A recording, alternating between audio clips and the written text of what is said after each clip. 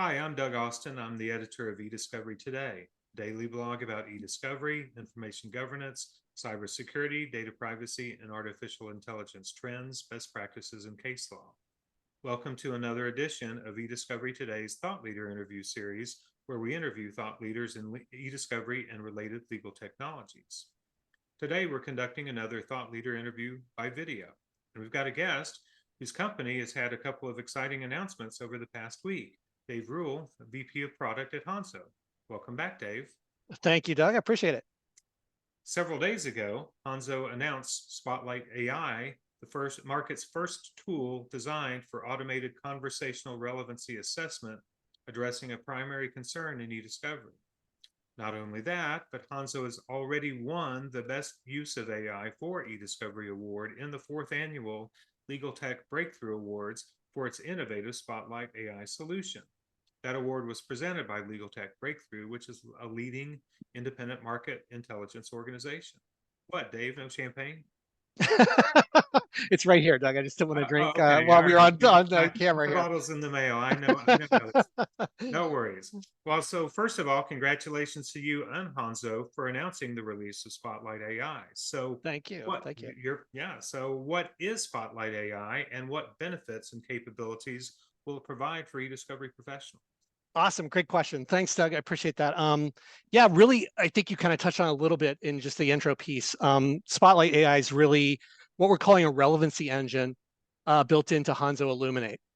So that platform obviously started as Hanzo Hold, became Illuminate last year early on. And this is a new feature obviously built into the Illuminate platform, really to try to pick out relevant content from the ocean of content that we have.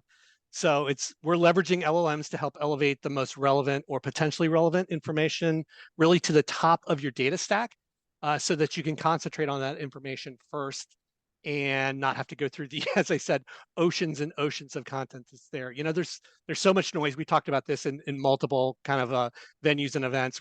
The amount of noise associated with things like Slack and Teams is kind of off the chart, and being able to surface that information kind of first, and obviously having it be the most relevant content based on the case description you're giving and the input of the user is really, really hypercritical for our users now, because we're seeing this elevated data stack.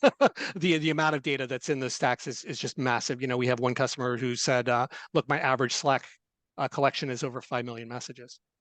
So you can imagine, as we talk about this, it's not getting smaller. And I think we're going to have another series later in the month talking about where we are with collaboration data, but it's not like it's going away. And so the relevancy engine and Spotlight AI really was based around how do we smartly bring that content from all of those channels? How do we bring it to the top of the stack and allow people to concentrate on it? That makes sense. Mm-hmm. Obviously, I mean, I'm sure you've seen that it seems like practically every company is promoting a new generative AI capability. So what makes Spotlight AI unique compared to other generative AI offerings in our industry? Yeah, great question. I mean, it is true. Like every week, there's something new that's being out there, right? And certainly, this industry is ripe for that as well. So we really concentrated on three things when we built this. So the first kind of tenet that we have is data security. That obviously has to be paramount to everything that we do, and really is super important and hyper important for our clients. The data's got to be secure, and we've all seen kind of what's going on with some of the other LLMs that are out there. At the end of the day, we've seen data breaches. We saw a DDoS attack last week that slowed down an engine to almost a crawling state. So what we want to tell our users, and it's really important, is your data secure. So your content is secured. So that was tenet number one. Number two is transparency. A lot of times, and I think some of the failures that people have had in AI is that it's a black box approach. And so the decision making is really left up to something, whether it's AI or machine learning or something else that's doing the work. It's not transparent enough, and it's not showing its the reasoning behind its result sets. And so that was the second tenet. We built this to be transparent, so the decision making really is brought forward for the user. The user can see why AI scored something as relevant or potentially relevant. All the decisions are there, transparent for them, And if they export the data out to like a review platform, that is going to move along in the workflow as well. So the questions and the tagging decisions and the reasoning behind decisions will also be pushed out to other systems. So being just as transparent as we can, both in platform and out of platform. And then finally, what we really concentrated on was practical and purposeful. Um, we didn't want to create this just to say, hey, I've got LLM for LLM's sake, right? We really took a hard look around Legal Week last year. Obviously, was a big kind of springboard for a lot of companies. It was a place where we kind of said, look, we need to take a hard look at this and we need to decide what we're going to do here, right? Is it going to be something where people are asking questions in the application?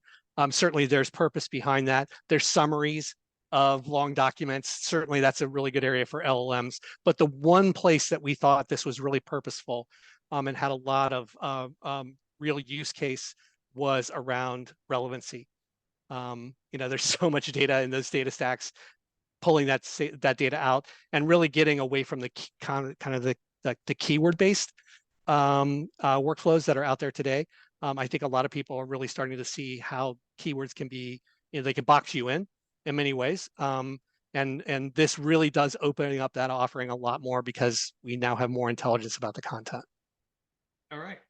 So the next question I was going to ask you was about transparency. Oh, sure. You've already mentioned a little bit about it. Anything else Yeah. to say about the transparency of the results in Spotlight AI? No, I mean, it obviously was critical. It's something that everybody really, they want to know why. So when we're doing this, when Spotlight AI is bringing this information back to you, they're basically able to hover over these tags, and the tags are going to give you it's called Spotlight AI rationale. So it's a rationale behind the decision making, so you can actually see, why did I think, or why did the machine think that this particular message, this particular document, why is it relevant, and the relevancy, why it is actually relevant to your matter at hand. So bringing that forward, I think, just really kind of makes people feel more at ease. Like, now I know, I see why this is, relevant or potentially relevant to the matter. You may disagree with that, but in first pass review, people are disagreeing. Getting 2 or 3 humans to actually agree on that can be a challenge, for sure. True.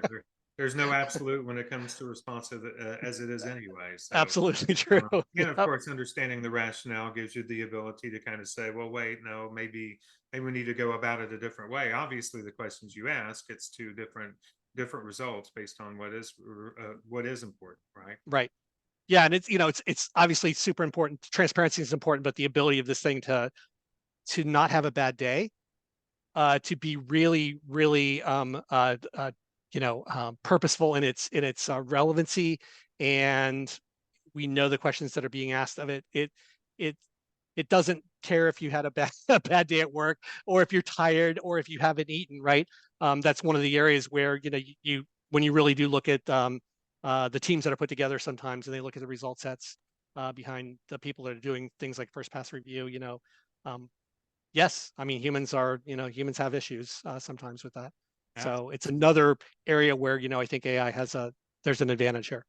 Sure. Yeah.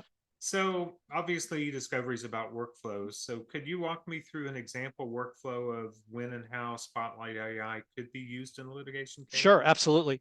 So it really starts, for our system, it really starts with case description. So what we're having our users do is they're putting a case description into the Spotlight AI, part of the software that's baked into Illuminate. It's really important that this information is accurate to what you're looking for. It may contain things like keywords. It may contain that type of information, but we're actually allowing our users also to select content from originating complaints, supplemental complaints, subpoena information, anything where we have a really good case description and an accurate executive summary, if you will. And so we're really schooling our users at this point about how to build a really good case description. It's almost like an elevator pitch for a product, right?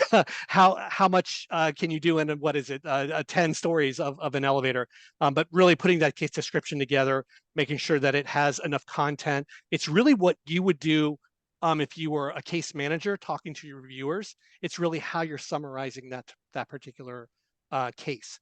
and the type of information you're looking for. So once that's put into the system and seeded in, the system's going to go off. It's going to generate the information that it's looking for, and then it's going to be kicking into high gear, combing across your data, and we are doing auto tagging at this point for relevant and non-relevant data. That data, once the Spotlight AI engine runs, comes to a complete state, what you can do is go in and say, I want to look for relevant or potentially relevant tagging. The great thing there is you can now start to combine that with keywords, with date filtering, with participant lists, with channel types, right? So it's another facet in our search pane, so that if you do want to now layer in kind of the traditional ways in which you're working, like keyword searching or looking for participants or custodians or entities, that stuff can be layered into it, but we're talking now on a much smaller data set. So it's relevant and potentially relevant information. And now it's mentioning the keywords that you're looking for. That elevates you even to a higher part of the stack. And now you can say, that's the stuff I want to concentrate on. Okay, very Yep. interesting. So how do you think the emergence of generative AI will impact how legal professionals conduct eDiscovery? And how soon do you think we'll see some of these changes be widely accepted? Yeah, it's a great question, right? So I think I mentioned this on one of your posts this week. I think, was it this week or maybe it was last week? You had a post about that. And I think one of the things that I was kind of mentioning there was, do we have to look at, as eDiscovery practitioners, do we have to look at changing the behavior that we have for searching for content? Because honestly, I think things like Spotlight AI are changing the game, Hmm. because the importance here is those systems understand the language of the content, not just whether or not there are keywords within the content. And this changes, I think, the equation of what is really going to happen in the industry, because having a true knowledge of the language that's being used, whether it's an email, whether it's a Teams or Slack data, having that knowledge and understanding of how the language is put together, the innuendos that people might use, right? Things like that. Perfect use case that we have, Doug, right now is a use case where people are looking for two employees who are ripping off the company corporate credit card.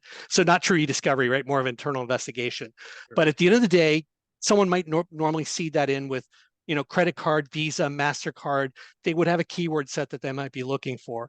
When we run Spotlight AI on this with our case description, where we're looking for this kind of content, what ends up coming back as relevant is where people are talking about the corporate card and things like that. Like, they're really talking about ripping off the company, but they're not using traditional keyword language to do that.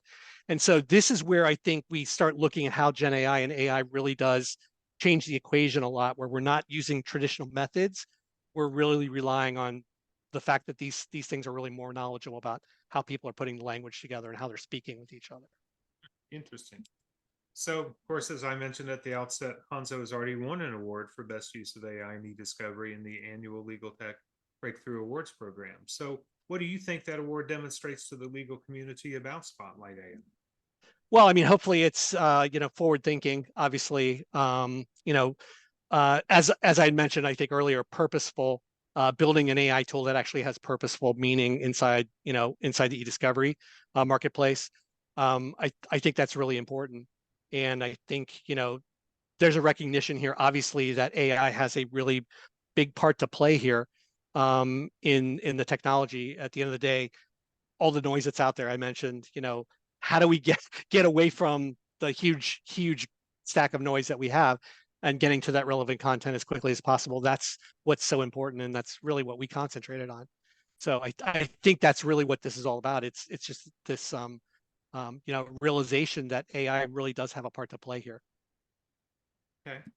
So, my last question, and some maybe one of the most important ones, is Spotlight AI already being used by customers? If not, when will it be? And when do you expect it to be widely available for use? Yeah, great question. So we're in early trials right now with Spotlight AI. So we're going to continue. So we have trials going. We're going to continue this through fourth quarter. We're looking at GA of early first quarter of next year. Of course, as all of us are learning as we go through this, and the trials obviously show you, a lot about how the models are behaving, the relevancy, how the relevancy engine is working. For us, we also had to really scale this to an enterprise level. And so you can imagine we're going through tens of millions of messages, being able to do that not only in a rapid manner, but actually an affordable manner. Those are the types of things that we're learning as we scale this out through the trials. Obviously, Legal Week next year is going to be really huge for us talking about this, but we'll be transitioning into GA first quarter next year. Okay, very good. Yep. All right. Well, so Dave, I want to thank you for being here as always. Thanks, Dave. And I want to thank all of you for tuning in to another edition of eDiscovery Today's Thought Leader interview series. See you next time on the eDiscovery Today video note. Goodbye. Thanks, Doug. Take care. All right. Thank you, Dave.